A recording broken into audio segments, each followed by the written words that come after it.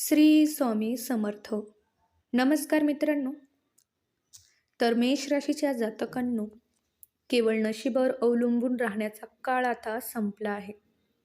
गेल्या कित्येक वर्षापासून तुम्ही ज्या संघर्षातून जात आहात, ज्या आर्थिक अडचणीने तुमच्या जीवनाची घडी विस्कळीत केली आहे, त्यामागे एक खोल खगोलीय कारस्थान आहे.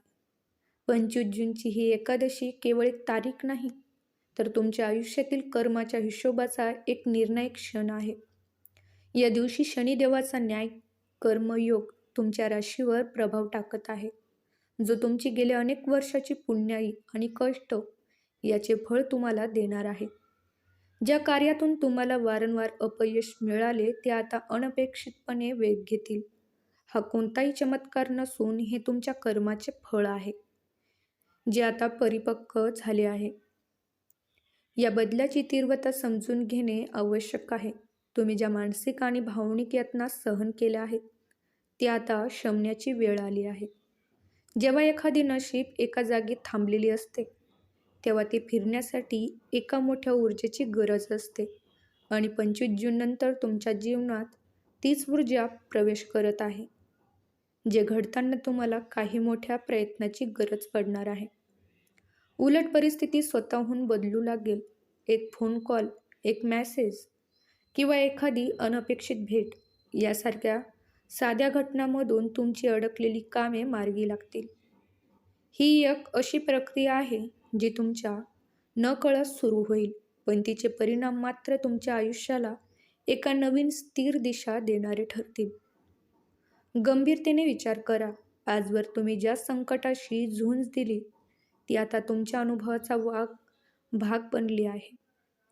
आता यापुढे तुम्हाला भविष्याची भीती बाळगण्याचे कारण उरणार नाही, कारण 25 जून नंतर तुमची राशी ही एका अशा संरक्षण कवचात असेल, जिथे तुमचे निर्णय तुम्हाला यशाकडे घेऊन जातील. तुम्हाला कदाचित सुरुवातीला हा बदल जाणवणार नाही, पण हळूहळू तुम्हाला जाणीव होईल की तुमच्या आजूबाजूची नकारात्मकता दूर होत आहे आणि जीवनात एक स्पष्टता येत आहे. हा काळ संयमाचा, तुमची वाट पाहण्याची वेळ आता संपली आहे. आता फक्त त्या घटनाची प्रतीक्षा करा, ज्या तुमच्या जीवनात एका नव्या उंचीवर नेऊन ठेवतील. मेष राशीच्या जातकांनो, आर्थिक ध्येय हे केवळ पैशाशी संबंधित नसून तुमच्या आत्मसन्मानाशी संबंधित आहे. आजपर्यंत पैसा येतो पण टिकत नाही, किंवा मेहनत प्रचंड करूनही हातात शून्य उरतंय, या चक्रात तुम्ही अडकला होतात.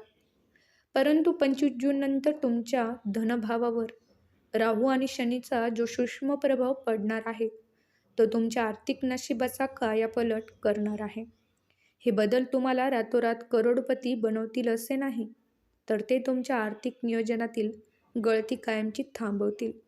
जे पैसा गेले अनेक वर्षापासून अडकले होते, कोणाकडे थकबाकी म्हणून पडले होते, ते आता स्वलंबावर किंवा काही अनपेक्षित परिस्थितीमुळे तुमच्याकडे परत येण्यास सुरुवात होईल. हा काळ आर्थिक शिस्त लावणार आहे. तुम्हाला कदाचित एखादी संधी मिळेल, जी सुरुवातीला अगदी साधी वाटेल, पण भविष्यात ती तुमच्या प्रगतीचा मुख्य आधारस्तंभ ठरणार आहे. या काळात जुने कर्जाचा डोंगर कमी होण्यास मदत होईल आणि उत्पन्नाचे नवीन स्रोत तुमच्यासमोर उभे राहतील.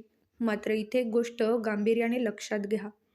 शनिदेव कष्टाचीच नाही, तर तुमच्या शहाणपणीचीही परीक्षा घेत आहे. त्यामुळे झटपट नफ्याच्या आमिषाला बळी पडून कोणत्याही चुकीच्या योजनेत पैसे गुंतवू नका. कोणालाही विचार न करता कर्ज देऊ नका, कारण हा तुमच्यासाठी आर्थिक पुनर्जन्माचा काळ आहे आणि इथे केलेली एक छोटी चूक तुमच्या दीर्घकालीन प्रगतीला बांधा पोहोचू शकते. गंभीरपणे विचार करा. पैशाची कमतरता ही तुमच्या प्रगतीतील सर्वात मोठा अडथळा होती, जो आता नियती दूर करत आहे. हा केवळ आकड्याचा खेळ नाही, तर ती तुमच्या जीवनातील स्थिरतेची नांदी आहे. यापुढे तुमची पैशाकडे पाहण्याची दृष्टी बदलेल. तुम्ही केवळ जगण्यासाठी पैसे कमवणार नाही, तर समृद्धीच्या दिशेने वाटचाल कराल. तुमच्या कर्माचा हिशोब आता चुकता होतोय, त्यामुळे या संधीचा वापर संयमाने आणि दूरदृष्टीने करा. लक्षात ठेवा, जेव्हा नशीब अनुकूल असते तेव्हा योग्य निर्णय घेणे हेच तुमच्या यशाचे गमक असते. येणारा काळ तुमच्या आर्थिक स्वावलंबनाचा काळ आहे. त्याला वाया घालू नका. मेष राशीच्या व्यक्तींनो, आतापर्यंत तुम्ही ज्या लोकांवर आंधळा विश्वास ठेवला, ज्यांच्यासाठी तुम्ही स्वतःचे नुकसान करून घेतले, त्यांच्या खऱ्या चेहऱ्याचे मुखवटा आता उतरणार आहे. 25 जूनच्या या काळानंतर शनी आणि केतूचा तुमच्या राशीवर जो प्रभाव पडणार आहे, तो तुमच्या भोवतीच्या खोट्या आणि कपटी लोकांसाठी एक कठीण परीक्षा असेल. तुमच्या आयुष्यात असे अनेक लोक आहेत जे समोरून गोड बोलतात पण पाठीमागून तुमच्या प्रगतीला खीळ घालण्याचे काम करत आहेत. आता काळ असा बदलला आहे की या लोकांचे सत्य स्वतःहून तुमच्या समोर येईल. तुम्हाला त्याच्या विरोध कोणतेही कट कारस्थान करण्याची गरज पडणार नाही. नियती स्वतःच त्यांना तुमच्या आयुष्यातून बाहेरचा रस्ता दाखवेल. कदाचित हे पाहताना सुरुवातीला तुम्हाला वाईट वाटेल. मनात येईल की मी ज्यांच्यासाठी एवढे केले त्यांनी असे का केले. पण ही जाणीव तुमच्या आयुष्यातील सर्वात मोठी उपलब्धी ठरणार आहे. जे लोक तुमच्या प्रगतीमध्ये अडथळा बनणे होते, त्यांच्यामुळे तुमच्या मनात सतत अस्वस्थता निर्माण होत होती, ते आता तुमच्या आयुष्यातून कायमचे निघून जातील. हे काही वाईट घडत नाहीये, तर हे एक प्रकारचे शुद्धीकरण आहे. तुमची संगत बदलल्याशिवाय तुमचे नशीब बदलणे अशक्य असते आणि आता ब्रह्मांड स्वतः ती जबाबदारी उचलत आहे. आता तुमच्या आयुष्यातील अचानक वाद आणि गैरसमज नैसर्गिकरित्या संपुष्टात येतील. गांभीर्याने विचार करा. जेव्हा अशी विषारी माणसे तुमच्या आयुष्यातून जातील, तेव्हा तुम्हाला एक वेगळ्याच प्रकारचे मानसिक स्वातंत्र्य जाणवेल. तुमची शक्ती जे फालतू लोकांच्या पाठीमागे खर्च होत होती, ती आता तुमच्या स्वतःच्या ध्येयाकडे वळेल. या दरम्यान एक कडक इशारा लक्षात ठेवा.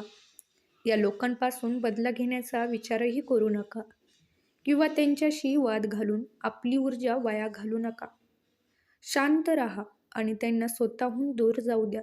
त्यांची भूमिका संपली आहे. त्यांना निरोप देणे ही तुमच्या प्रगतीची पहिली पायरी आहे. 25 जून नंतर तुमचे वर्तुळ लहान होईल, पण ते अत्यंत सुरक्षित आणि विश्वासार्ह लोकांचे असेल. हेच तुमच्या नवीन यशाचे खरे व्यासपीठ ठरेल. मेष राशीच्या जातकांनो, शारीरिक थकवा माणूस झोपून भरून काढू शकतो, पण मानसिक थकवा, तो थकवा जो तुम्ही कित्येक रात्री डोळे मिटून घालू शकला नाहीत. तुमच्या मनातील ती सततची घुसमट, भविष्याची अनामिक भीती आणि जुन्या आठवणीचे ते काळे ढग, ज्यांनी तुमच्या आनंदावर पाणी फिरवले आहे, ते आता दूर होण्याची वेळ आली आहे. 25 जूनच्या या काळानंतर चंद्र आणि शनीचा जो संतुलित योग तुमच्या राशीच्या मनोभावावर पडत आहे, तो तुमच्या विस्कळीत मनाला पुन्हा स्थिर करणार आहे. ज्या प्रश्नांनी तुम्हाला रात्रदिवस सतावलं, त्याचे उत्तर तुम्हाला आता शांतपणे मिळायला सुरुवात होईल. हे बदल तुम्हाला एका रात्रीत आनंदी करणार नाहीत, पण तुमच्या मनावरील तो अतीव ओझ्याचा भार हलका करतील. अनेकदा आपण स्वतःला दोष देतो. मी का हरलो? माझं नशीब का खराब आहे? ही स्वतःला त्रास देणारीशी वृत्ती आता थांबणार आहे. लक्षात घ्या, ही वेळ स्वतःला कोसळण्याची नसून स्वतःला सावरण्याची आहे. या काळात तुम्हाला एक विलक्षण शांतता अनुभवता येईल. कामाच्या व्यापातही तुमचे मन एकाग्र व्हायला लागेल. छोट्या छोट्या गोष्टीचा जो ताण तुम्ही घेत होतात, तो आता नगण्य वाटू लागेल. जेव्हा मन स्थिर असते तेव्हाच बुद्धी योग्य निर्णय घेऊ शकते आणि 25 जून नंतर तुमची तीच बुद्धी तुम्हाला यशाच्या शिखरावर नेऊन जाईल. गंभीरपणे विचार करा.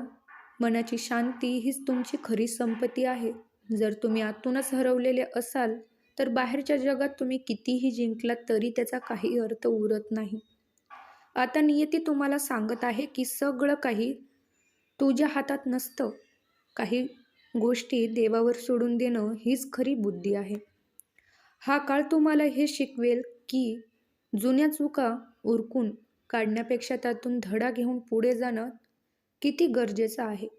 तुम्ही स्वतःला दिलेली ही मानसिक वागणूकच तुमच्या भविष्यातील ध्येयाचा पाया ठरणार आहे. आता वेळ आली आहे श्वास घेण्याची, शांत बसण्याची आणि स्वतःला पुन्हा एकदा घडवण्याची. हे परिवर्तन तुम्हाला एक दृढ मेष म्हणून जगासमोर आणणार आहे. मेष राशीच्या जातकांनो, आतापर्यंत तुम्ही जे काही ऐकलं ते केवळ भविष्य नव्हतं, तर तो तुमच्या आयुष्यासाठी आलेला एक ईश्वरी संकेत होता. 25 जूनची ती एकादशी म्हणजे केवळ एक स्थिती नसून ती तुमच्या जीवनातील एक अशी रेषा आहे जिथे जुना अध्याय कायमचा बंद होऊन एका नवीन पर्वताचा उदय होणार आहे. या भागात आम्ही तुम्हाला त्या महत्त्वाच्या इशाऱ्याबद्दल सांगणार आहोत, ज्याकडे बहुतेक लोक दुर्लक्ष करतात आणि तिथेच नशीब पुन्हा हातातून निसटून जाते. लक्षात ठेवा, देव तुम्हाला संधी देतो, पण त्या संधीचे सोने करणे हे तुमच्या संयमावर अवलंबून असते. या काळात अहंकार मनाला स्पर्श देऊ नका, कारण अहंकाराचा छोटासा अंशही तुमच्या आयुष्यातील या सकारात्मकतेला शून्य करू शकतो. तुम्हाला या काळात काही कठोर निर्णय घ्यावे लागतील, पण ते घाईघाईत घेऊ नका. कोणत्याही लोभापायी किंवा झटपट नफ्याच्या स्कीमच्या मागे लागून तुमची शिस्त मोडू नका. हे लक्षात ठेवा की शनिदेव जेव्हा फळ देतात तेव्हा ते परीक्षेनंतरच देतात. त्यामुळे जर तुम्हाला या काळात काही अडचणी आल्या तर खचून जाऊ नका. त्या अडचणी नसून त्या तुमच्या पात्रतेची चाचणी आहे. कोणाशीही वाद घालू नका आणि कोणाचेही मन दुखवू नका. ज्यावेळी तुम्हाला वाटेल की मी एकटाच का, किंवा देव तू माझ्याकडे का पाहत नाहीस, त्यावेळी हेच स्मरणात ठेवा की देव तुम्हाला सर्वात जास्त जवळून पाहत आहे. तो फक्त योग्य वेळेची वाट पाहत होता आणि ती वेळ आता आली आहे. शेवटी ही कृपा दृष्टी टिकून ठेवण्यासाठी एकादशीच्या दिवशी भगवान विष्णू आणि माता लक्ष्मीची भक्ती करा. शक्य असल्यास ओम नमो भगवते वासुदेवाय या मंत्राचा जप करा. ही सेवा तुम्हाला केवळ यशाच्या शिखरावर पोहोचणार नाही, तर तुम्हाला आतून सुरक्षित आणि शांत ठेवल. आज तुम्ही जे ऐकले ते तुमच्या आयुष्यातील परिवर्तनाचे पहिले पाऊल आहे.